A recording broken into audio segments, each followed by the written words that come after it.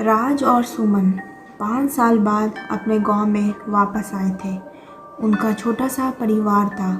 उनका एक बड़ा बेटा 12 साल का और एक छोटी बेटी 10 साल की थी। उनका परिवार एक सुखी परिवार था। वो अपने गांव में आकर बहुत खुश थे।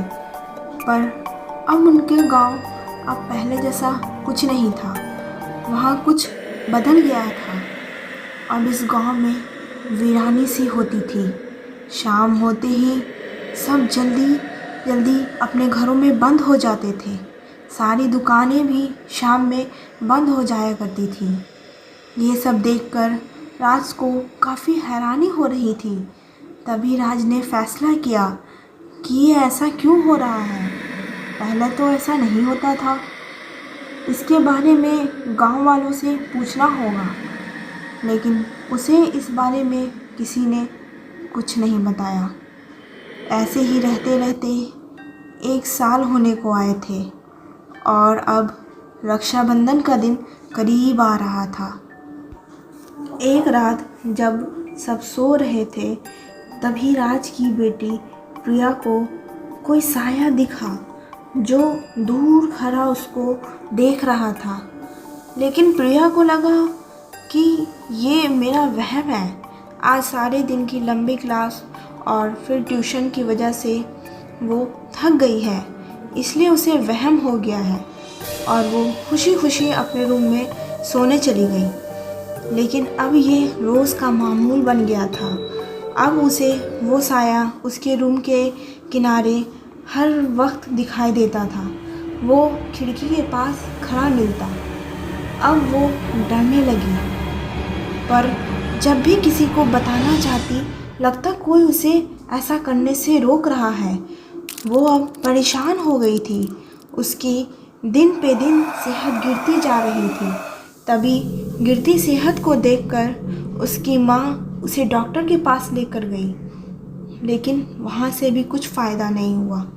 एक रात जब वो सोने जा रही थी तो उसे फिर से वही साया उसके करीब आता मिला और बोला, ये राखी मेरे हाथ में बांधो। वो डर गई और डर के वहीं बेहोश हो गई। जब वो होश में आई तो देखा वहाँ कोई साया नहीं है। वो अगले ही दिन सोच रही थी कि क्या करे, कैसे छुटकारा पाए इससे। तभी वो कल रात वाली राखी गिरी हुई ज़मीन पर दिखाई दी और वो झट से उस राखी को खिड़की से बाहर फेंक दी और फिर वो अपने क्लास करने चली जाती है।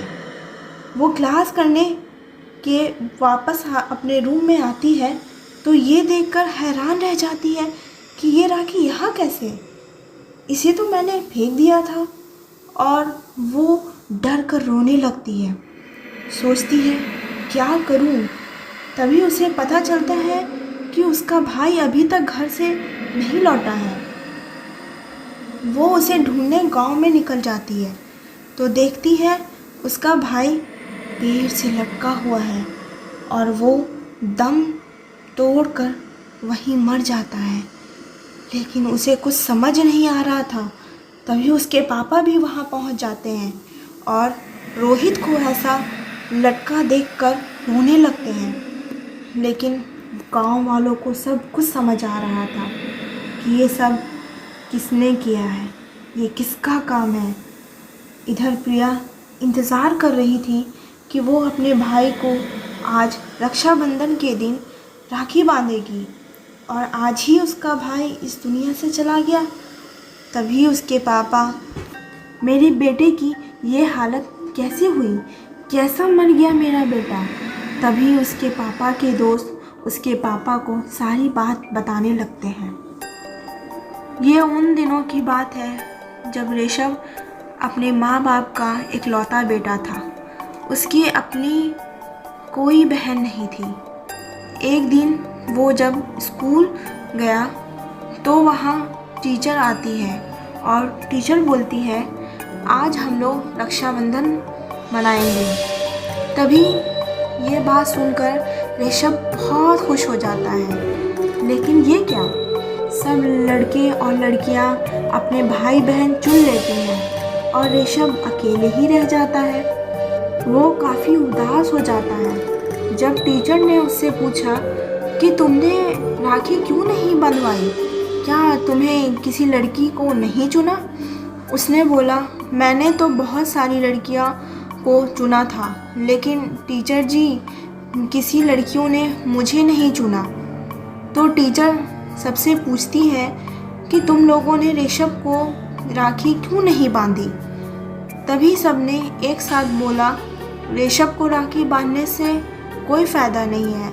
ये हमें गिफ्ट की तौर पे कुछ नहीं दे सकता, ये तो गरीब है। ये सुनते ही ऋषभ रोते हुए वहाँ से चला गया और जाकर पेड़ के नीचे बैठ गया। जब शाम हो गई तो उसे याद आया कि उसकी माँ उसके लिए परेशान हो रही होंगी, तो वो जल्दी से घर के लिए निकला और जो हुआ अपनी माँ को सब बता दिया। उसकी माँ सुनकर बोली कि इसमें परेशान होने वाली कौन सी बात है, ये गांव की लड़कियों से राखी बंधवा देना। ये सुनते ही उसके चेहरे पर खुशी आ गई। वो खुशी खुशी खाना खा के सोने चला गया और सुबह ये सोचकर उठा कि आज उसकी कलाई राखियों से भरी पड़ी होगी और वो अपनी सब बहनों की ज़िंदगी भर उतना ही ख्याल रखेगा, उसकी रक्षा करेगा। इसी खुशी में वो राखी बंधवाने के लिए घर से निकल गया, लेकिन आज भी किसी लड़की ने राखी नहीं बांधी। सब कहने लगी, ये तो बिल्कुल बेकार है, ये क्या देगा हमें, ये तो बिल्कुल भी गरीब है। ये बोलकर उसका मजाक उड़ाती रही। वो उदास होकर वहीं पेड़ के नीचे बैठ गया और सोचने लगा, इसमें मेरी क्या गलती है कि मैं गरीब हूँ। वो फ़ौरन ही उठ खड़ा हुआ और पेड़ में वही पुरानी रस्सी से लटक कर अपनी जान दे दी और हमेशा के लिए इस दुनिया को छोड़कर चला गया। लेकिन आज भी कुछ लोग कहते हैं कि मैंने ऋषभ को देखा है, उसकी आत्मा को देखा है, वो मरकर भी नहीं मरा है, वो आज भी अपनी मौत का बदला ले रहा है। और अब राज अपने फैमिली के साथ अपने बेटा को खोने का दर्द लेके वापस अपने शहर लौट जाता है। Thanks for watching friends. कैसी लगी आपको ये हॉरर स्टोरी?